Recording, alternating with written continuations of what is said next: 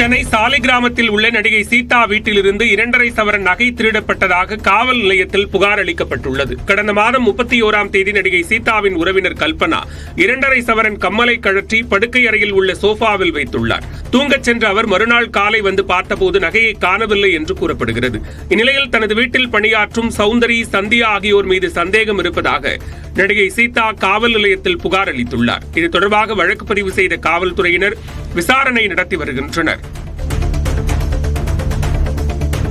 தேனி மாவட்டம் கம்பம் அருகே சபரிமலை பக்தர்களின் கார் விபத்திற்குள்ளானதில் 8 வயது சிறுவன் உயிரிழந்தார். சேலம் மாவட்டம் ஓமலூரைச் சேர்ந்த மஞ்சுநாதன் தனது 8 வயது மகன் சித்தார்த் மற்றும் உறவினர்களுடன் காரில் சபரிமலை ஐயப்பன் கோவிலுக்கு சென்றுவிட்டு ஊர் திரும்பினார். திண்டுக்கல் குமுளி தேசிய நெடுஞ்சாலையில் சென்றபோது கட்டுப்பாட்டை இழந்த கார் விபத்திற்குள்ளானது. இதில் சிறுவன் சித்தார்த் உயிரிழந்தார். மஞ்சுநாதன் உட்பட 4 பேர் காயமடைந்தனர்.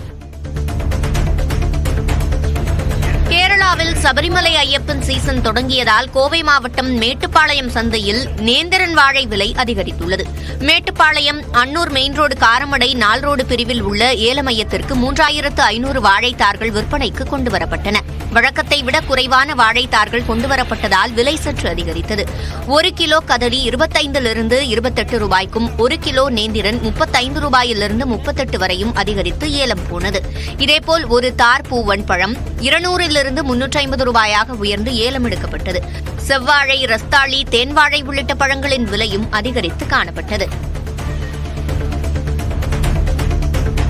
நாகை மாவட்டம் அக்கரைப்பேட்டையைச் சேர்ந்த மீனவர் மீன்பிடித்துக் கொண்டிருந்த போது படகிலேயே மயங்கி விழுந்து உயிரிழந்த சம்பவம் அதிர்ச்சியை ஏற்படுத்தியுள்ளது. வங்கக்கடலில் உருவான காற்றழுத்த தாழ்வு நிலை ஆழ்ந்த காற்றழுத்த தாழ்வு நிலையாக வலுப்பெற்றதால் கடலில் மீன்பிடித்துக் கொண்டிருக்கும் மீனவர்கள் வரும் 23ஆம் தேதிக்குள் கரை திரும்ப வேண்டுமென மீன்வளத்துறை எச்சரிக்கை விடுத்துள்ளது. எச்சரிக்கை விடுக்கும் முன்பாக அக்கரைப்பேட்டையைச் சேர்ந்த விசைப்படகு மீனவர்கள் மீன்பிடிக்க சென்றனர். இவர்கள் கோடிக்கரை அருகே மீன்பிடித்துக் கொண்டிருந்த போது பால்ராஜ் என்ற மீனவர் மயங்கி விழுந்தார். சக மீனவர்கள் அவரை உடனே கரைக்கு அழைத்து வந்து மருத்துவமனையில் சேர்த்த நிலையில் மருத்துவர்கள் ஏற்கனவே இறந்துவிட்டதாக தெரிவித்தனர். ராணிப்பேட்டை மாவட்டம் அரக்கோணம் அருகே உள்ள 2 ரயில் நிலையங்களில் விரைவு மின்சார ரயில் நிற்காமல் சென்றதால் பயணிகள் அதிர்ச்சியடைந்தனர். அரக்கோணத்திலிருந்து காலை 6:40 மணிக்கு சென்னை புறப்பட்ட விரைவு மின்சார ரயில் வழக்கமாக நிறுத்தப்படும் புளியமங்கலம் மற்றும் மோசூர் ரயில் நிலையங்களில் நிறுத்தப்படவில்லை. இதனால் அங்கு ரயிலுக்காக காத்திருந்த பயணிகள் அதிர்ச்சியடைந்தனர். இதுகுறித்து சம்பந்தப்பட்ட ரயில் ஓட்டுநரிடம் கேட்டபோது விரைவு மின்சார ரயில் என்பதால் திருவாலங்காடுதான் முதல் ஸ்டேஷன் என நினைத்ததாகவும் அதே நேரத்தில் பச்சை சிக்னலும் இருந்ததால் ரயிலை ஓட்டிச் சென்றதாகவும் பதிலளித்துள்ளார். திருவாரூர் மாவட்டம் திருத்துறைப்பூண்டி அருகே பொதுப்பணித்துறை வேளாண் துறை அதிகாரிகளுடன் சேர்ந்து வடிகால் வாய்க்காலில் மண்டியிருந்த ஆகாய தாமரைகளை விவசாயிகள் அகற்றினர். எழிலூர், நேமம், இளநகர் உள்ளிட்ட கிராமங்களில் 750 ஏக்கர் பரப்பளவில் சம்பா நெல் பயிர் சாகுபடி செய்யப்பட்டுள்ளது. 4 நாட்களாக பெய்யும் கனமழையால் இந்த வயல்களில் தண்ணீர் தேங்கும் நிலை உள்ளது. இதே நேரத்தில் எழிலூர் பகுதியில் உள்ள நேமத்தான் வடிகால் வாய்க்காலில் ஆகாய தாமரை மண்டியிருந்தது. இதனையடுத்து அப்பகுதி விவசாயிகள் வேளாண் துறை மற்றும் பொதுப்பணித்துறை அதிகாரிகளுடன் இணைந்து 4 கிலோமீட்டர் தூரம் உள்ள வடிகால் வாய்க்கால்களில் இருந்து ஆகாய தாமரைகளை அகற்றினர். முன்னாள் முதலமைச்சர் வி.என். ஜானகியின் 100ஆண்டு விழாவை ஞாயிற்றுக்கிழமை கொண்டாடுகிறது அதிமுக. ஜெயலலிதாவை எதிர்த்து அரசியல் செய்த ஜானகியின் 100ஆண்டு விழாவை அதிமுக கொண்டாடுவது ஏன் என்று இந்த தொகுப்பில் பார்க்கலாம். சட்டம் ஒழுங்கை நிலைநாட்டுவதிலும் புரட்சித் தலைவர் காட்டிய கவனத்தையும் கண்டிப்பையும் நாங்கள் தொடர்ந்து கடைபிடிப்போம். தமிழ்நாட்டின் முதல் பெண் முதலமைச்சர் என்ற பெருமையை பெற்ற வி.என். ஜானகியின் சொந்த ஊர் கேரள மாநிலம் பாலக்காடு அருகே உள்ள வைக்கம். அங்கு 1923ஆம் ஆண்டு நவம்பர் 30ஆம் தேதி பிறந்தார். 1936ஆம் ஆண்டு ஜானகியின் குடும்பத்தினர் கேரளாவில் இருந்து சென்னைக்கு வந்து குடியேறினர். கலை குடும்பம் என்பதால் இயல்பாகவே பாடல், நடனம் இவற்றில் ஈர்ப்பு கொண்டிருந்த ஜானகிக்கு சென்னை வாழ்க்கை திசை மாற்றத்தை அளித்தது. அவர் சென்னைக்கு வந்த பின்னர் திரைப்படங்களில் நடிக்கத் தொடங்கினார். 1939 தொடங்கி 1953 வரை 12 ஆண்டுகளில் சுமார் 30 திரைப்படங்களில் ஜானகி நடித்தார்.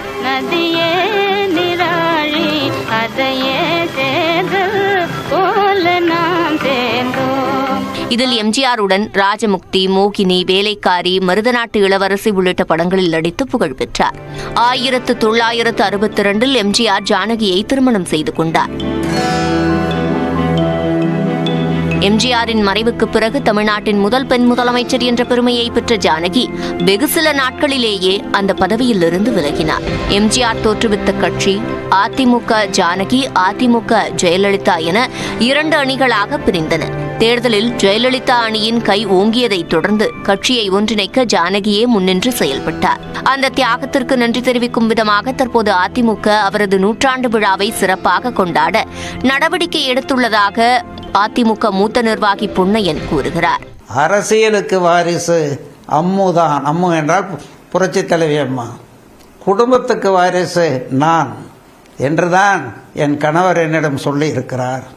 எனவே என்னை பொறுத்த வரைக்கும் நான் ரெட்டலை வர வேண்டும்.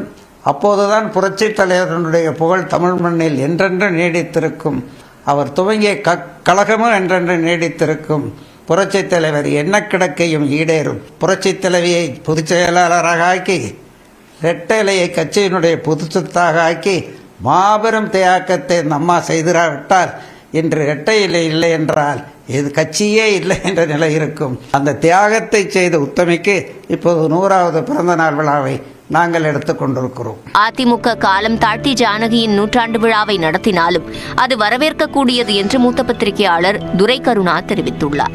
இந்த தேர்தல் அரசியல் வரலாற்றிலே பிரிந்து கிடந்த 2 கட்சிகள் மீண்டும் ஒன்றாக இணைந்து இழந்த அந்த இரட்டை இலை சின்னத்தை மீண்டும் வெற்றிகரமாக மீட்டது என்பது உண்மையிலேயே இந்திய தமிழக தேர்தல் அரசியல் வரலாற்றிலே இது ஒன்றுதான். அப்படி ஒரு பெருந்தன்மையோடு விட்டு கொடுத்தார். சுமார் 20-25 நாட்கள் மட்டுமே அவர் முதலமைச்சராக அவர் பணியாற்றினார். இருந்தாலும் இன்று கட்சியின் சார்பில் ஒரு மிகப்பெரிய அளவில் இம்மாதம் 24ஆம் தேதி அவருடைய 100ஆண்டு விழாவை கவியரங்கம், பட்டிமன்றம், கருத்தரங்கம் என்று கோலாகலமாக கொண்டாடுவதாக அறிவித்திருக்கிறார்கள். இது உண்மையிலேயே வரவேற்கத்தக்கது. அன்று ஜானகி அணியில் இருந்த ஓ பன்னீர்செல்வம் இன்று அதிமுகவில் இல்லை. ஓபிஎஸ் தரப்பை முந்திக் கொண்டு அதிமுக தலைமை ஜானகி அம்மாளின் 100ஆண்டு விழாவை கொண்டாட முன்வந்திருப்பது தீவிர அதிமுக விசுவாசிகளுக்கு உற்சாகத்தை ஏற்படுத்தியுள்ளது. நியூஸ் 8 தமிழ்நாடு செய்திகளுக்காக ஒளிப்பதிவாளர் விக்னேஷுடன் சுபாஷ் பிரபு. தொடர்ந்து ஒரு நிமிட செய்திகளை பார்க்கலாம். திருவண்ணாமலை மாவட்டம் ஆரணி அருகே 6 குழந்தைகள் உட்பட 10 பேரை சாலைகளில் சுற்றித் திரிந்த தெருநாய்கள் கடித்த சம்பவம் அதிர்ச்சியை ஏற்படுத்தியுள்ளது.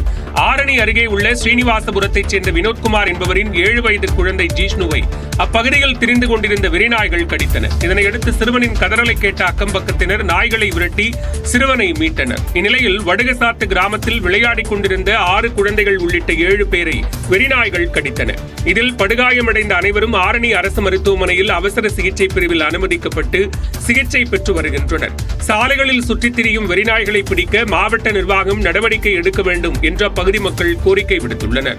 குழந்தைங்க நாய் கடிச்சிருச்சு. அதனால ஒரு 8-7 குழந்தை எங்க கடிச்சிருக்குது. நாங்கள் அது இது வரைக்கும் அந்த நாயை அவங்க பிடிக்கவே இல்லை யாருமே. அது ஒடியாடுது, கடிக்குது, ஒரே ஓட்டமாக ஓடிடுது. அதுக்கு எதுனா கொஞ்சம் நடவடிக்கை எடுத்து இந்த நாயை பிடிக்கிறதுக்கு எதுனா கொஞ்சம் ஏற்பாடு பண்ணணும். ஆரணி சாலைகளில் செல்பவர்களை வெறிநாய்கள் துரத்தி கடிக்கும் சம்பவம் அதிர்ச்சியை ஏற்படுத்தியுள்ளது.